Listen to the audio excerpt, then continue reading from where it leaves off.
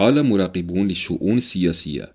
أن الجزائر أجهضت مؤامرة لوبيات الهجرة عبر تخصيص مليار دولار لدعم الشعوب الإفريقية. مؤامرة وقع في شباكها الرئيس التونسي قيس سعيد، الذي أصدر البيان الصادم والذي أوقعه في شباك هذه المؤامرة، والذي احتوى على تصريح ضد الأفارقة، والذي أعطى ذريعة لمنظمات حقوق الإنسان ومنظمات أخرى ذات صلة للتدخل في شؤون تونس الداخلية، من بين هذه المفوضية الإفريقية وسفارات دول إفريقية دفاعا عن مواطنيها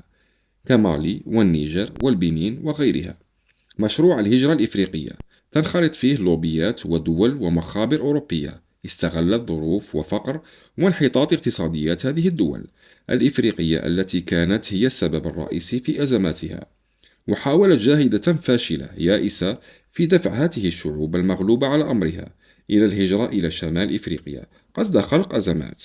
أوهمتها أنها تستطيع زعزعة استقرارها، ومتوهمة أنها تستطيع إخضاعها، وهيهات هيهات. كانت حركة يائسة من مخابر مشبعة بالنرجسية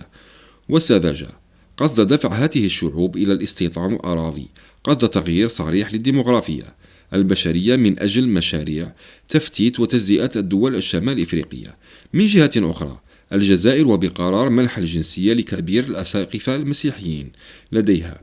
قد بعثت رسالة تسامح وقبول للآخر، وبهذا قد تصدت للتقارير التي تستعد بعض الجهات إطلاقها لبداية حملة تستهدف سمعة الجزائر أوروبيا وضرب نفوذها إفريقيا وتشكيل حاجز بينها وبين الدول الإفريقية بما يخص عديد المشاريع السياسية والاقتصادية، أي أن هذه المخابر لجأت إلى أسلوبها القديم المتناثر سياسيا، أي سياسة فرق تسد.